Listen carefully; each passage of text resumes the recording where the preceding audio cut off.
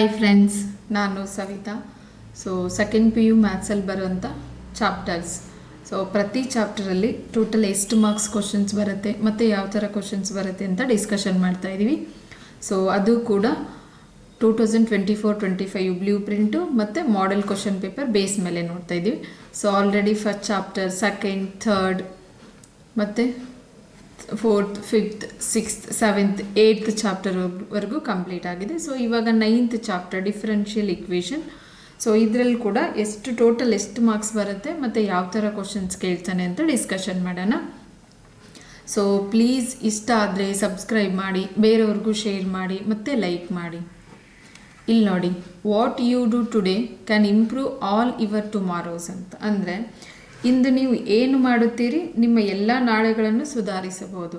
ನೋಡಿ, ಇವಾಗ ಫ್ಯೂಚರ್ ಬಗ್ಗೆ ಯೋಚನೆ ಮಾಡೋಕ್ಕಿಂತ ಇವತ್ತೇನು ಕೆಲಸ ಮಾಡ್ತಿದ್ದೀರಾ ಅಥವಾ ಏನನ್ನು ಯೋಚನೆ ಮಾಡ್ತಿದ್ದೀರಿ, ಏನು ಮಾಡ್ತಿದ್ದೀರಾ, ಸೊ ಅದು ನಿಮ್ಮ ಫ್ಯೂಚರ್ ಮೇಲೆ ಡಿಪೆಂಡ್ ಆಗಿರುತ್ತಂತೆ.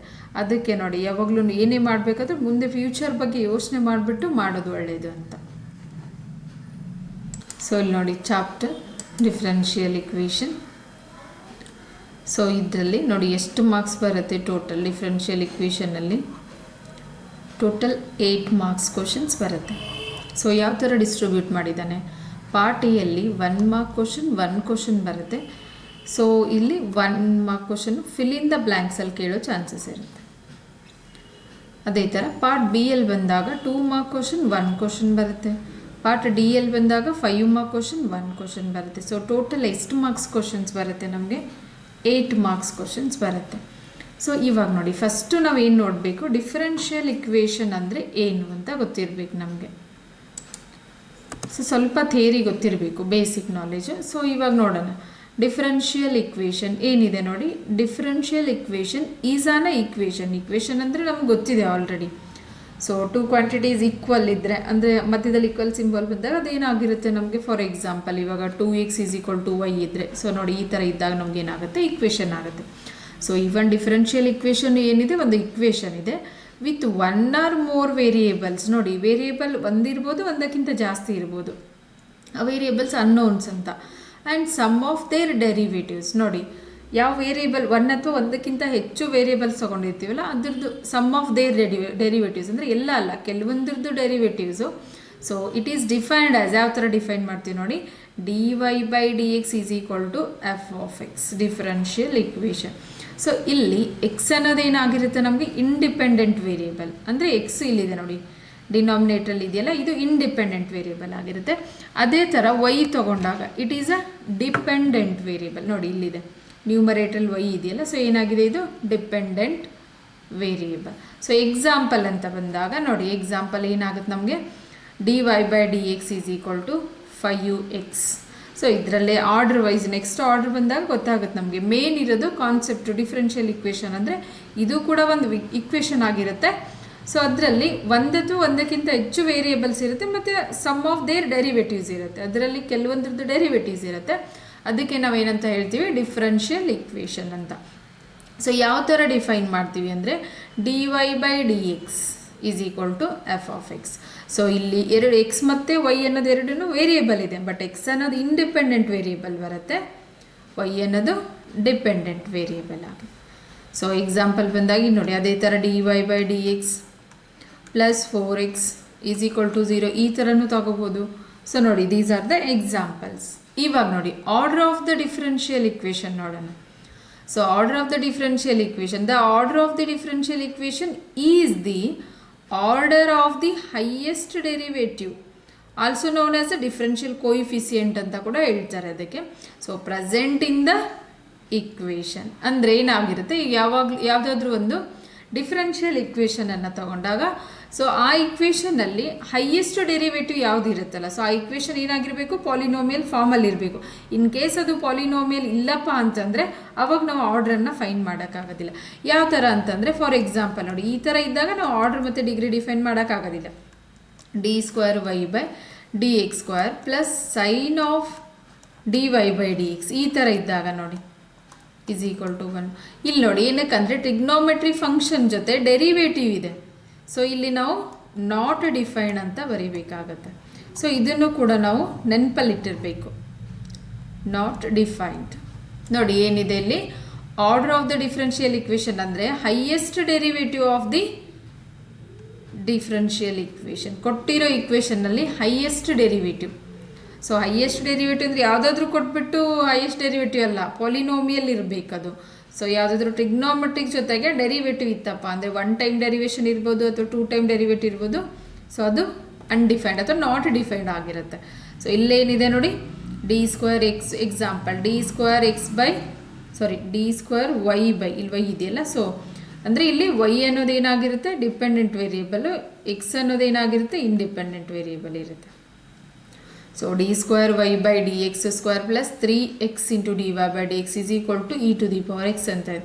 ಸೊ ಇಲ್ಲೇನಾಗುತ್ತೆ ನಮಗೆ ಆರ್ಡರ್. So order is 2. ಏನಕ್ಕಂದರೆ ನೋಡಿ ಇಲ್ಲಿ ಹೈಯೆಸ್ಟ್ ಡೆರಿವೇಟಿವ್.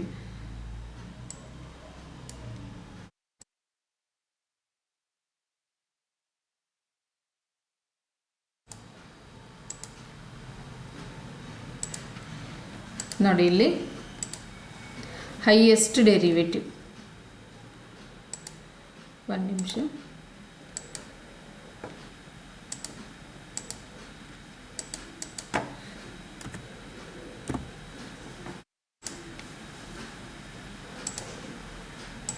ಇವಾಗ ನೋಡಿ, ಸೊ ಏನಾಗಿದೆ ನಮಗೆ order of the differential equation ಅಂದರೆ ಹೈಯೆಸ್ಟ್ ಡೆರಿವೇಟಿವ್ ಅಂತ ಕೊಟ್ಟಿದ್ದಾನೆ. ಸೊ ಹೈಯೆಸ್ಟ್ ಡೆರಿವೇಟಿವ್ ನೋಡಿ ಇಲ್ಲಿ d y by d x ಅಂದರೆ 1 ಟೈಮ್ ಇದೆ, d square y by d x square ಅಂದರೆ 2 ಟೈಮ್ಸ್ ಇದೆ. ಸೊ ಇದು ಕೂಡ ಯಾವ ಫಾರ್ಮಲ್ಲಿದೆ, ಪಾಲಿನೋಮಿಯಲ್ ಫಾರ್ಮಲ್ಲಿದೆ. ಸೊ ಇವಾಗ ನಾವು ಆರ್ಡ್ರನ್ನು ಡಿಫೈನ್ ಮಾಡ್ಬೋದು. ಸೊ ಆರ್ಡ್ರ್ ಏನಾಗಿರುತ್ತೆ ನಮಗೆ ಇಲ್ಲಿ 2, ಹೈಯೆಸ್ಟ್ ಡೆರಿವೇಟಿವ್ ಯಾವುದಿದೆ ನಮಗೆ 2. ಸೊ ಈ ಥರ ನೋಡಿರಿ order of the differential equation. 1 mark question ಕೇಳ್ತಾನೆ ಫಿಲ್ ಇನ್ ದ ಬ್ಲ್ಯಾಂಕ್ಸಲ್ಲಿ ಇದರಲ್ಲಿ. ಸೊ ನೋಡೋಣ ನೆಕ್ಸ್ಟ್ ಯಾವ ಥರ ಕ್ವಶನ್ಸ್ ಬರುತ್ತೆ. First order of the differential equation ಅಂದರೆ ಏನಂತ ಗೊತ್ತಿರಬೇಕು ನಮಗೆ. Next degree of the differential equation ಇದೆ ನೋಡಿ, the power of the highest order derivative in the given differential equation. ಇಲ್ಲಿ ನೋಡಿ ನಾವು ಆಲ್ರೆಡಿ ಏನು ನೋಡಿದ್ವಿ, ಹೈಯೆಸ್ಟ್ ಆರ್ಡರ್ ಡೆರಿವೇಟಿವ್ ನೋಡಿದ್ವಿ ನಾವು, ಅಂದರೆ ಡಿಫ್ರೆನ್ಷಿಯೇಷನ್ ಮಾಡ್ತೀವಲ್ಲ ಅಥವಾ ಡೆರಿವೇಟಿವ್ ಅಂತ ಕೂಡ ಹೇಳ್ಬೋದು. ಸೊ ಆ ಡೆರಿವೇಟಿವನ್ನು ಹೈಯೆಸ್ಟ್ ಯಾವುದಿರುತ್ತೆ ಕೊಟ್ಟಿರೋ ಡಿಫರೆನ್ಷಿಯಲ್ ಇಕ್ವೇಷನಲ್ಲಿ ಹೈಯೆಸ್ಟ್ ಡೆರಿವೇಟಿವ್ ಯಾವುದಿರುತ್ತೆ ಅದು ಆರ್ಡರ್ ಆಗಿರುತ್ತೆ. ಸೊ ಆ ಹೈಯೆಸ್ಟ್ ಆರ್ಡರ್ ಆಗಿರೋಂಥ ಒಂದು ಪವರ್ ಇರುತ್ತಲ್ಲ ಅದು ಏನಾಗಿರುತ್ತೆ ನಮಗೆ ಡಿಗ್ರಿ ಆಗಿರುತ್ತೆ. ಸೊ ಇಲ್ಲಿ ನೋಡಿ ಎಕ್ಸಾಂಪಲ್ ತೊಗೊಂಡಿದ್ದೀವಿ, d square y by d x square plus d y by d x whole cube is equal to 0 ಇದೆ. ನೋಡಿ ಇಲ್ಲಿ ಫಸ್ಟ್ ಹೈಯೆಸ್ಟ್ ಡೆರಿವೇಟಿವ್ ಯಾವುದಿದೆ ಇದು. ಸೊ ಇಲ್ಲಿ ಡಿಗ್ರಿ ಅಂತಂದರೆ ಇದ್ರದ್ದು ಪವರು ಏನಿಲ್ಲ ಅಂದರೆ ಏನಿರುತ್ತೆ 1 ಇರುತ್ತೆ. ಸೊ ಡಿಗ್ರಿ ಏನಾಗಿರುತ್ತೆ ನಮಗೆ, ಡಿಗ್ರಿ ಈಸ್ 1 ಅಂತ. ನೋಡಿ ಕನ್ಫ್ಯೂಷನ್ ಆಗಬಾರ್ದು. ಇಲ್ಲಿ ನೋಡಿ d y by d x ನೋಡಿ ಪವರ್ ಇಲ್ಲಿ 3 ಇದೆ. ಸೊ ಇದು ಆಗ್ಬೋದಲ್ಲ ಆನ್ಸರ್, ಇಲ್ಲ. ಏನಕ್ಕಂದರೆ ಇಲ್ಲಿ ಡೆರಿವೇಟಿವ್ 1 ಟೈಮ್ ಇದೆ, ಇಲ್ಲಿ ಡೆರಿವೇಟಿವ್ 2 ಟೈಮ್ಸ್ ಇದೆ. ಸೊ ಹೈಯೆಸ್ಟ್ ಡೆರಿವೇಟಿವ್ದು ಪವರ್ ಏನಾಗಿರುತ್ತೆ ನಮಗೆ ಡಿಗ್ರಿ ಆಗಿರುತ್ತೆ. So degree is 1. ಇವಾಗ ನೋಡಿ ಡಿಫರೆನ್ಷಿಯಲ್ ಇಕ್ವೇಷನ್ ನೋಡಿದ್ವಿ, order of the differential equation ಮತ್ತು degree of the differential equation. ಇವಾಗ fill in the blanks questions ನೋಡಿ, fill in the blanks question. First one ಇದೆ, the sum of the order and degree of the differential equation. ನೋಡಿ ಈ question model question ಪೇಪರಲ್ಲಿ ಕೇಳಿರೋ question ನೋಡಿ, ಇದು model question paper ಯಾವುದು 2024 ಮತ್ತು 25 model question 25 model question paper ಇದೆಯಲ್ಲ ಅದ್ರಲ್ಲಿ ಕೇಳಿರೋ ಕ್ವಶನ್ ಏನಿದೆ, 2x square into d square y by d x square minus 3 into d y by d x plus y is dash ಅಂತ ಕೇಳಿದೆ. ಆರ್ಡರ್ ಮತ್ತು degree ಎರಡನ್ನೂ ಫೈನ್ ಮಾಡಿಬಿಟ್ಟು ಅದರದ್ದು ಸಮ್ ಕೇಳ್ತಿದ್ದಾನೆ. ಸೊ ಏನಾಗುತ್ತೆ ಇಲ್ಲಿ, ಫಸ್ಟು ನಮಗೆ ನೋಡಿ ಇದು ಪಾಲಿನೋಮಿಯಲೇ ಇದೆ, 2x square into d square y by d x square minus 3 into d y by d x plus y is ಅಂತ ಇದೆ.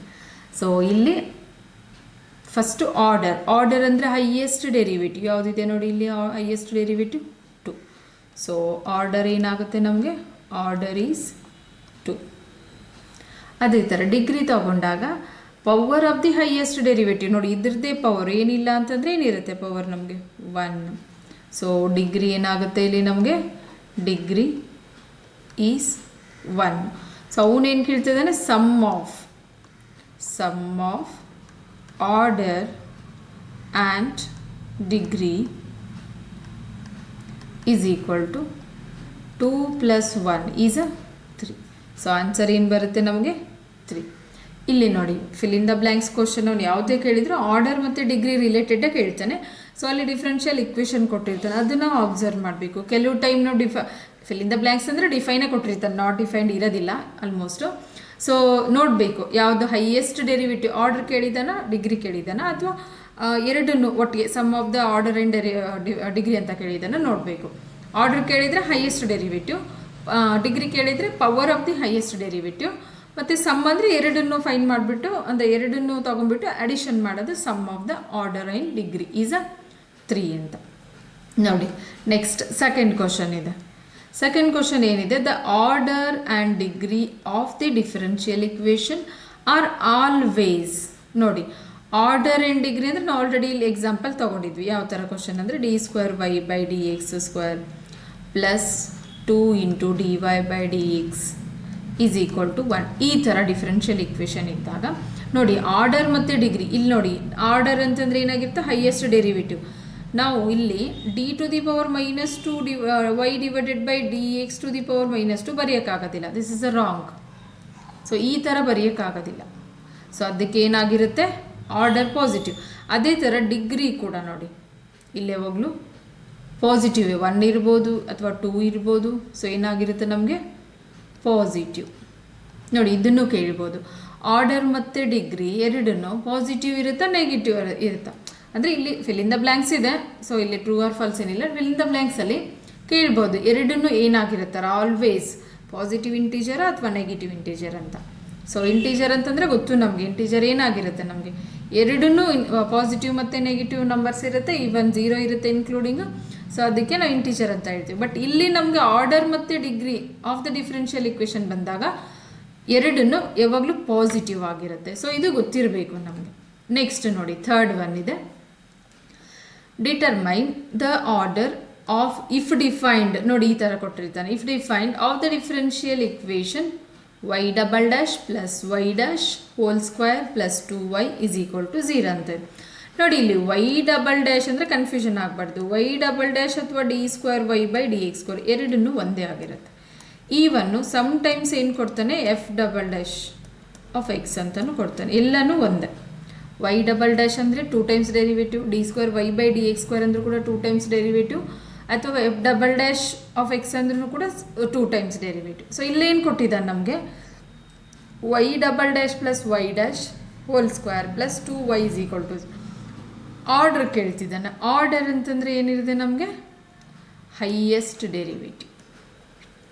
ನೋಡಿ ಈ ಕೊಟ್ಟಿರೋ ಡಿಫರೆನ್ಷಿಯಲ್ ಇಕ್ವೇಷನಲ್ಲಿ ಹೈಯೆಸ್ಟ್ ಡೆರಿವೇಟಿವ್ ಯಾವುದಿದೆ ನೋಡಿ. ಇಲ್ಲಿ ಮತ್ತೆ ಕನ್ಫ್ಯೂಷನ್ ಆಗ್ಬೋದು, ನೋಡಿ ಪವರ್ 2 ಇದೆ, ಸೊ ಇದೇ ಇರ್ಬೋದೇನೋ, ಅಲ್ಲ.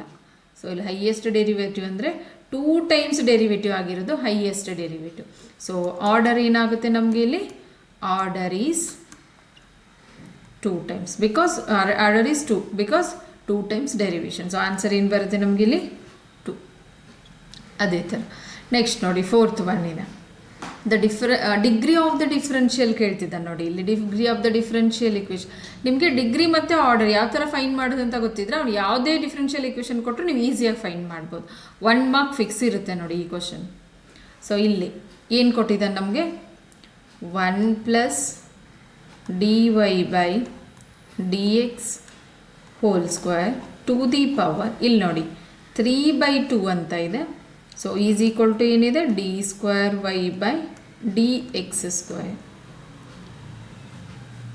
ಡಿಗ್ರಿ ಕೇಳ್ತಿದ್ದಾನೆ. ಇಲ್ಲಿ ನೋಡಿ 3/2 ಇದೆಯಲ್ಲ ಪವರು, ಸೊ 1/2 ಅಂತಂದರೆ ರೂಟ್ ಆಗಿರುತ್ತೆ.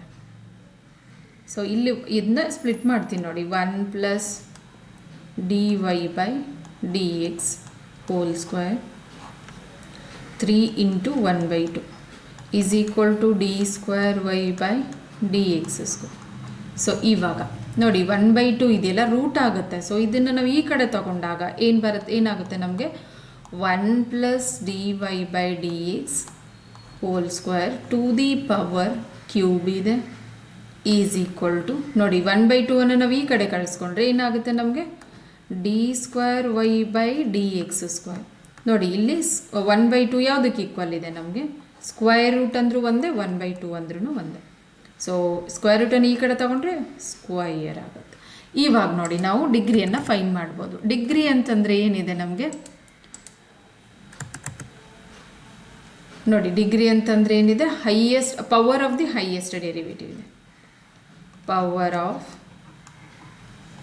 Of highest derivative.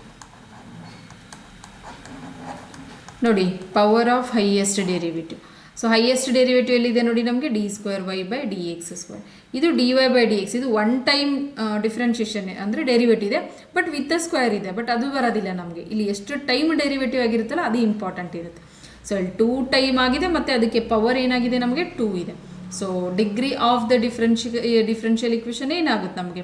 Power of the highest derivative is 2. ನೋಡಿ ಕನ್ಫ್ಯೂಷನ್ ಆಗಬಾರ್ದು. ಇಲ್ಲಿ ಡೈರೆಕ್ಟಾಗಿ ನೋಡ್ಬಿಟ್ಟು ಕೆಲವು ಟೈಮ್ ಏನು ಮಾಡ್ತೀವಿ, d2y/dx² ಇದೆಯಲ್ಲ, ಸೊ ಇದಕ್ಕೆ ಪವರ್ ಏನಿಲ್ಲ ಅಂದರೆ 1 ಇರುತ್ತೆ, ಸೊ ಆನ್ಸರ್ 1 ಅಲ್ಲ, ಕನ್ಫ್ಯೂಷನ್ ಆಗುತ್ತೆ. ಆ ಥರ ಬೇಡ. ಸೊ ಇಲ್ಲಿ ನೋಡಬೇಕು ಲೆಫ್ಟ್ ಸೈಡ್ ಕೂಡ ಏನು ಕೊಟ್ಟಿದ್ದಾನೆ ಅದನ್ನು ನೋಡಿಬಿಟ್ಟು ಇಲ್ಲಿ ನೋಡಿ, ಇನ್ ಕೇಸ್ 1/2 ಕೊಟ್ಟಿದ್ದರೆ ಈ ಕಡೆ ಬಂದರೆ 2 ಸ್ಕ್ವೇರ್ ಆಗುತ್ತೆ.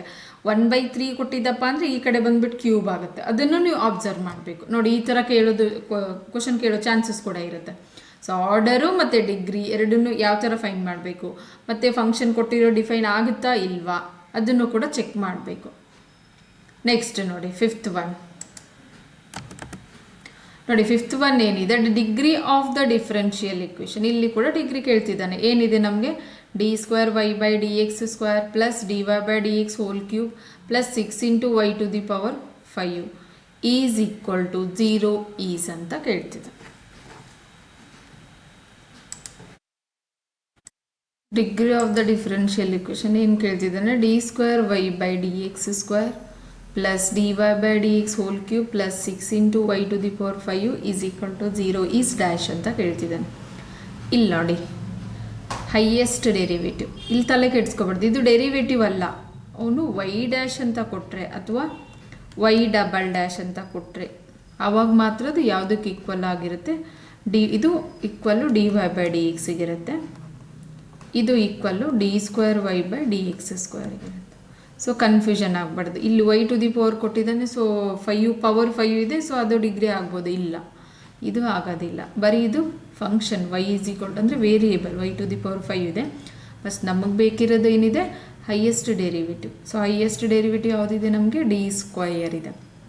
ಸೊ ಆರ್ಡರ್ ಏನಾಗುತ್ತೆ ಇಲ್ಲಿ ನಮಗೆ 2 ಆಗುತ್ತೆ. So highest power of the highest derivative, highest order derivative ಅಂತ ಕೂಡ ಹೇಳ್ಬೋದು. ಸೊ ಏನಿದೆ ನಮಗೆ ಏನಿಲ್ಲ ಅಂದರೆ ಪವರ್ 1 ಇರುತ್ತೆ. ಸೊ ಡಿಗ್ರಿ ಏನಾಗುತ್ತೆ ಇಲ್ಲಿ ನಮಗೆ, ಡಿಗ್ರಿ ಈಸ್ 1. ಸೊ ಆನ್ಸರ್ ಏನು ಬರುತ್ತೆ 1. ಈ ಥರ ನೋಡಿ, ಇದು ಮೇನು 1 ಮಾರ್ಕ್ ಕ್ವಶನ್ಗೆ ಏನು ನೆನ್ಪಿಡ್ಬೇಕು ನಾವು, order of the differential equation ಅಂದರೆ ಏನು, degree of the differential equation ಏನು, ಮತ್ತು ಕೊಟ್ಟಿರೋ ಡಿಫ್ರೆನ್ಷಿಯಲ್ ಇಕ್ವೇಷನ್ನು ಸೊ ಯಾವ ಫಾರ್ಮಲ್ಲಿದೆ. ಇವಾಗ ಕ್ಯೂಬ್ ರೂಟ್ ಆಮೇಲೆ ಸ್ಕ್ವೇರ್ ರೂಟ್ ಇದ್ದಾಗ ಅದನ್ನು ಲೆಫ್ಟಲ್ಲಿ ಕ್ಯೂಬ್ ರೂಟ್ ಇದ್ದರೆ ರೈಟ್ ಕಳಿಸ್ಕೊಂಡ್ಬಿಟ್ಟು ಕ್ಯೂಬ್ ಆಗುತ್ತೆ. ಅದೇ ಥರ ರೈಟಲ್ಲಿ ಇದ್ದಾಗ ಲೆಫ್ಟಿಗೆ ಕಳಿಸ್ಕೋಬೇಕು. ಕ್ಯೂಬ್ ರೂಟ್ ಮತ್ತು ಸ್ಕ್ವೇರ್ ರೂಟ್ ಇದ್ದಾಗ ಅದನ್ನು ಸ್ಕ್ವೇರ್ ಕ್ಯೂಬ್ ಮಾಡಿಬಿಟ್ಟು ಆವಾಗ ಡಿಗ್ರಿ ಮತ್ತು ಆರ್ಡ್ರನ್ನು ಬರೀಬೇಕು. ನಾವು ಕ್ವಶನ್ ನೋಡಿದ್ವಿ ಆಲ್ರೆಡಿ ಒಂದು, ಯಾವುದಿದೆ ನೋಡಿ ಕ್ವಶನ್ ಇಲ್ಲಿದೆ ನೋಡಿ, ಇಲ್ಲಿ 1/2 ಇತ್ತಲ್ಲ, ಸೊ ರೂಟನ್ನು ಈ ಕಡೆ ತೊಗೊಂಡಾಗ ನಮಗೆ ಸ್ಕ್ವೇರ್ ಈ ಥರ. ಆಮೇಲೆ ನೋಡಬೇಕು ಇನ್ನೊಂದು, ಇಲ್ಲಿ ಇನ್ನೊಂದು ಹೇಳಿದ್ದೆ ನೆಗೆಟಿವ್. ನೋಡಿ ಕೇಳ್ಬೋದು, ಆರ್ಡರ್ ಮತ್ತು degree of the differential equation in case negative ಕೊಟ್ಟಿದ್ದೆ ಅಂದರೆ ಅದನ್ನು ಫೈಂಡ್ ಮಾಡೋಕ್ಕಾಗೋದಿಲ್ಲ, ನಾಟ್ ಡಿಫೈನು. ಅದೇ ಥರ